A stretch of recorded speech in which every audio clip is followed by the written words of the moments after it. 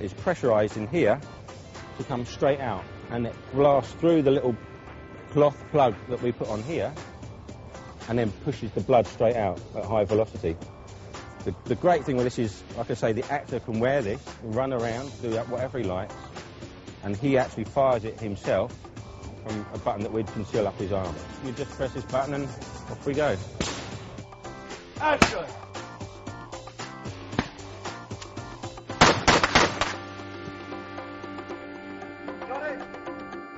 We're using these things here, as you can see, are air mortars. We bury these in the ground and we use compressed air in the yellow tank there. The air comes through the tank and out through this cone. The cone we fill with debris. We can put people right on top of them and actually have them look as if they're blown up. And there's no harm, no danger to them whatsoever. And it's an 88mm shell or a hand grenade, or whatever we really want it to be. In addition to executive producing Band of Brothers with Steven Spielberg, World War II buff Tom Hanks also directs Part 5. You know, I go home and I talk to my parents, you know, I'm like, yeah, we're Tom Hanks, you know, he's giving direction or whatever, and they're like, son, that's great. How was your work today, Mom? Who cares? You know, Tom Hanks is telling you to knock it off. That's awesome. Cut. Sweet. Okay, cut it. Thing of beauty. He knows all the characters. He knows who we should care about and who we want to see and who's got something going on, you know, 4 episodes later.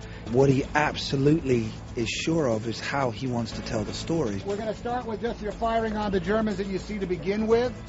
But then on a cue that we'll decide, you're going to see those 100 other guys start coming over the dike. Well, episode 5 lands squarely in the middle of our 10-part series. Now we're dealing with a lot of combat veterans for whom all they want to do is survive and get home. The only real haven they have is the company itself and the friendships that they've made and the bond that they have with these guys, because the rest of the world really is not a pleasant place and has no sign of abating. Parts 6 and 7 of Band of Brothers recreate a time when Easy Company was pushed beyond human limits. It is the moment that they became a Band of Brothers, because what they went through, what they experienced, they could not relate to anybody who wasn't there. The conditions in Bastogne were horrendous. Middle of winter, freezing cold, no long johns. Most of them just had a pair of socks and no mittens. About 200 yards away, there are enemy fire coming right at you. And you have to basically stay your position for the next month and try not to get killed and try to take more ground.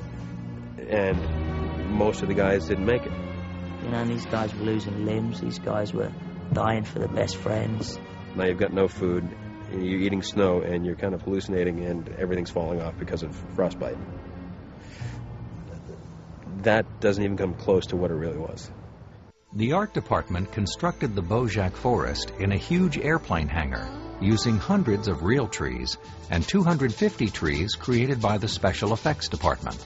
We created our own trees, which are a mixture of fiberglass, as is this one, hemp and latex to give a shattered tree look, and foam trees, hard foam trees with a cardboard tube core that keeps the weight down. The Germans, for that section of the war, set their timers on their mortar rounds so they would explode in the tree tops. So the soldiers not only got the shrapnel from the mortar rounds, but they got shrapnel from trees being hit. When we've got to do a tree being hit by a mortar round, as this one has been, supposedly, we've got the tree section, and then there's a hole in the middle here, you can see, that we put our now full-size foam section of the tree, and we put those onto the stump, and we can blow the whole tree, do a big hit in the bottom, and see the tree actually fall over.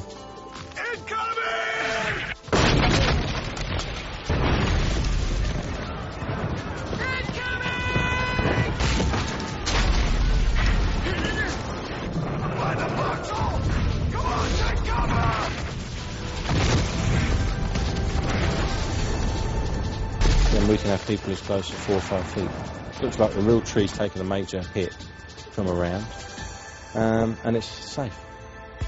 It took 4 weeks to dress the Bastogne sets with man-made snow. What we're using mainly is a cellulose-based snow, so it's kind of really pure paper that's treated in different ways.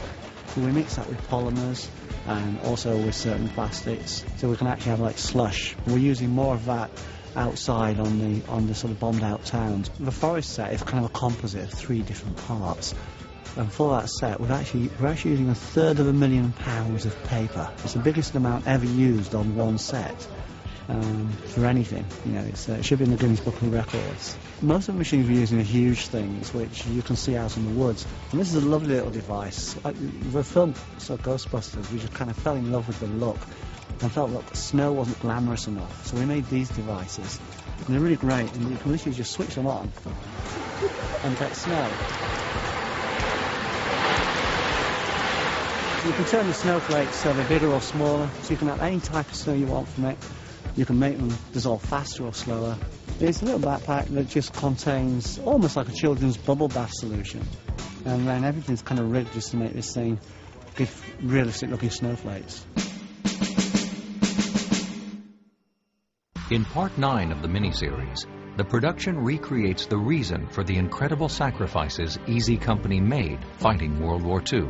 The particular episode that I'm directing deals with the company liberating a concentration camp. That has a lot of personal meaning to me. I had family who died in camps and also family who escaped Nazi Germany. I'd say the most challenging scene is the scenes here at Landsberg camp, the concentration camp.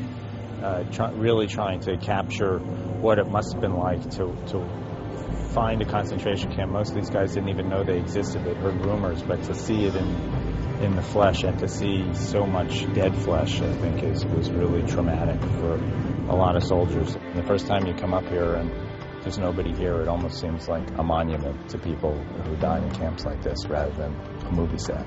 I have a lot of personal emotion tied up in this episode, so it's very satisfying to be able to bring it to life. The men in Easy Company were unquestionably heroes because of their strength in adversity, their ability to come through what must have been Babylon to them. They did a job that frightened them, that was bigger than them, that was overwhelming, and they did it courageously, and they did their job, and they took care of each other under extraordinary circumstances. And there's nobody like them, or ever will be like them. Elite. The real Easy Company guys, the veterans, they will never call themselves heroes. But now that we have the uniform on and we're getting to play them and people are calling us Easy Company, we could say it for them. They are heroes. These guys lived hell for years for the betterment of the world. Doing a movie like this, hopefully, is a small shred of a sliver of a thank you. And a little piece of information that we can pass on to other people to go, don't forget. Don't forget. It was really hard. And these guys did it, so you don't have to. It's an amazing program. I think this is really going to be special TV. And again, all of us will watch this next year and be like, wow, I miss those guys. I can't believe I was part of that. Because we'll never be part of something like this ever again. It's pretty amazing.